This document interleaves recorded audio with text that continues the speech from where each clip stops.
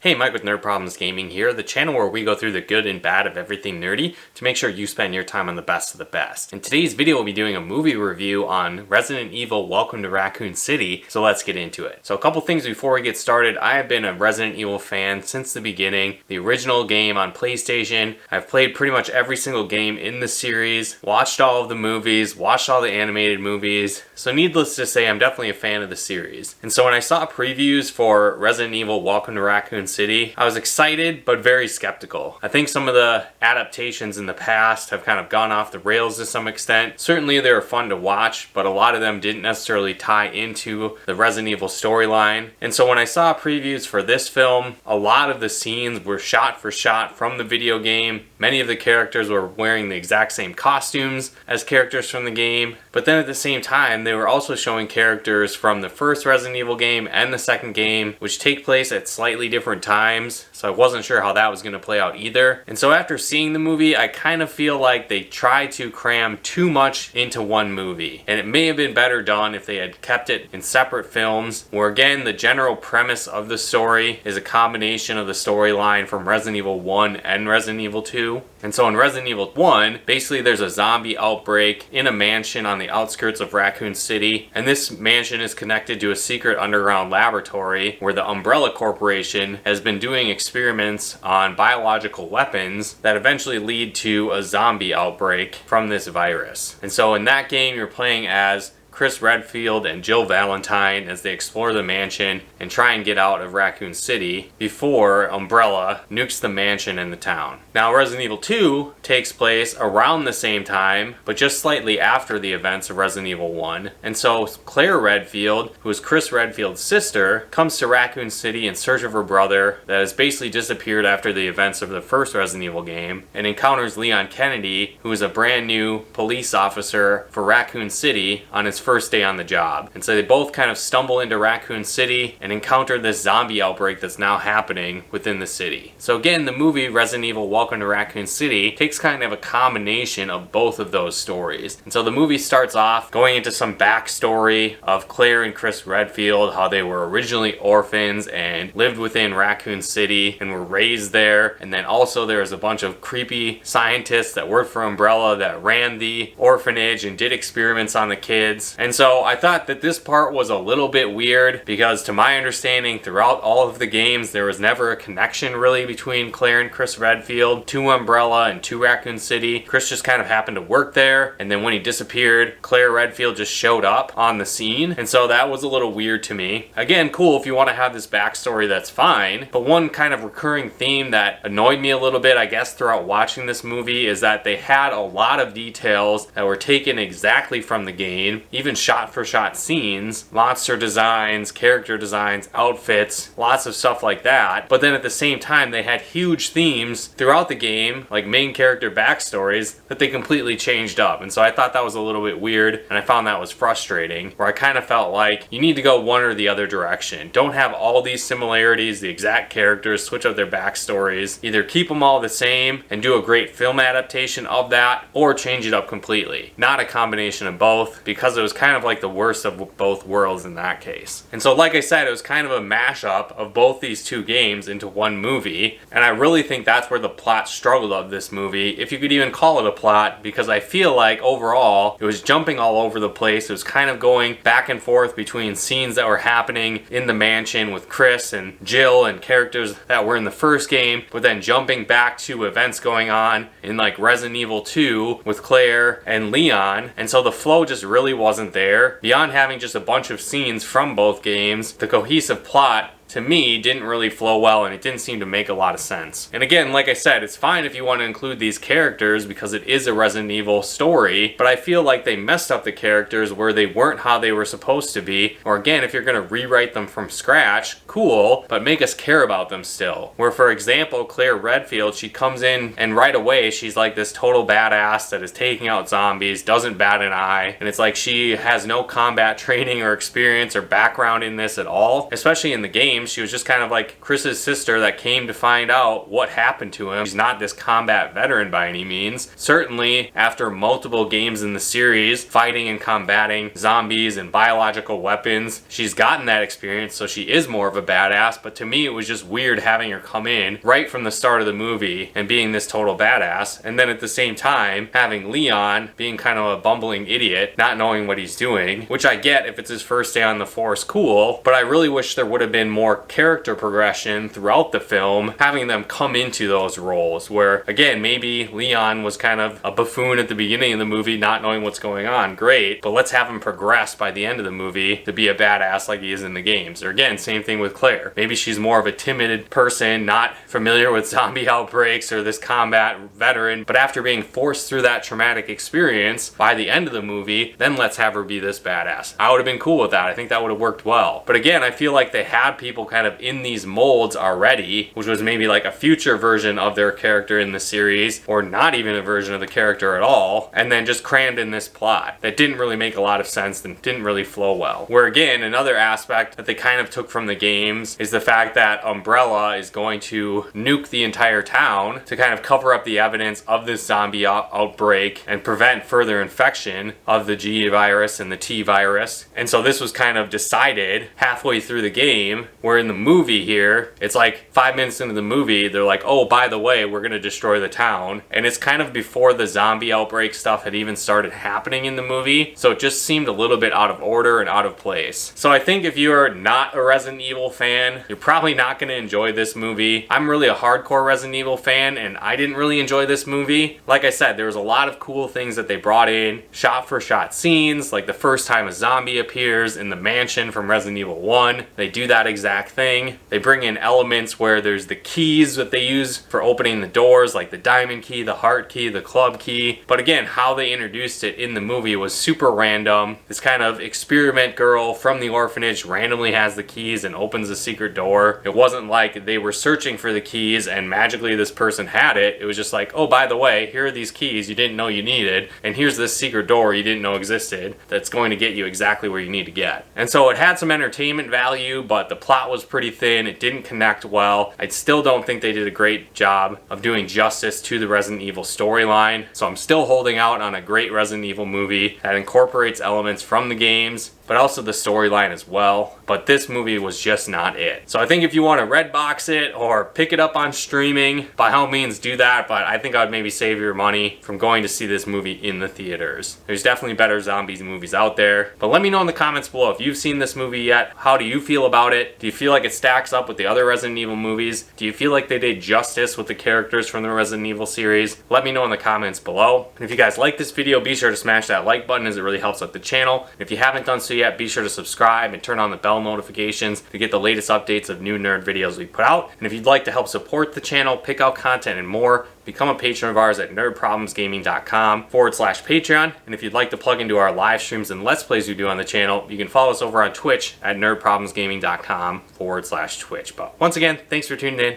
and we'll talk to you more soon.